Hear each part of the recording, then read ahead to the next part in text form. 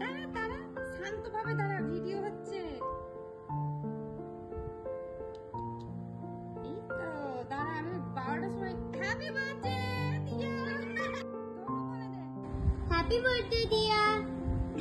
আর এই যে খুশি রানী বোনের জন্য কেক বানিয়েছে আর রাত্রিবেলা একটা সারপ্রাইজ প্ল্যান করেছিল।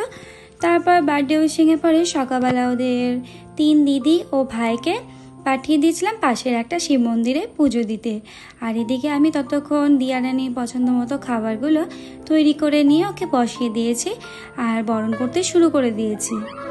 জন্মদিন মানেই তো আহ্লাদ, ভালোবাসা, আর বছরে যে দিনটার জন্য সবাই অপেক্ষা করে থাকে সেরকম দিয়া রানীও অপেক্ষায় ছিল। তো জন্মদিন আসার আগে থেকে মানে পুরো বছরটা তো কি করবে না করবে সেটা বলতেই থাকে। আর জন্ম মাস চলে আসলে তো প্রত্যেক দিন বলতে থাকে সবাইকে যে আমার জন্মদিন তোমাদের মনে আছে কি না, আমার জন্মদিনতে কি স্পেশাল হবে এবার। আর এবার তো দিয়া রানী আমাকে সব বলেই দিয়েছিল কাকিমণি কি কি করব, ওর কাকুকে, ঠাম্মাকে।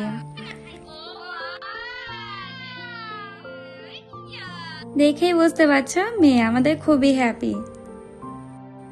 আর এখন সন্ধ্যাবেলা ঘরটা পুরো বেলুন দিয়ে খুব সুন্দর করে সাজানো হয়ে গেছে। এদিকে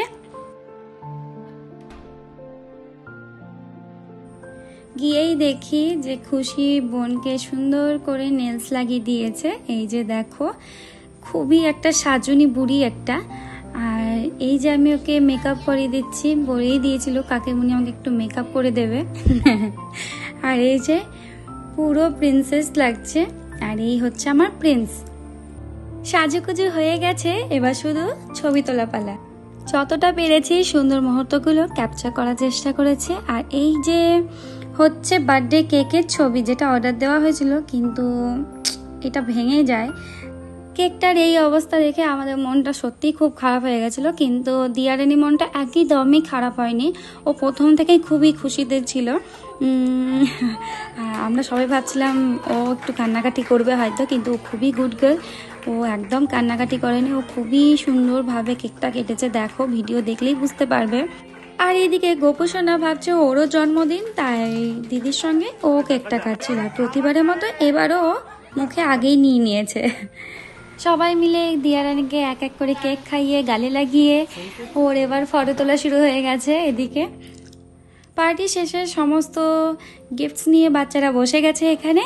তো আজকের ভিডিওটি এই পর্যন্ত। সবাই খুব ভালো থেকো, সুস্থ থেকো, আর আমাদের দিয়া রানীকে খুবই খুবই আশীর্বাদ করো। দেখা হবে পরবর্তী ব্লগে খুব শীঘ্রই। আর ধন্যবাদ।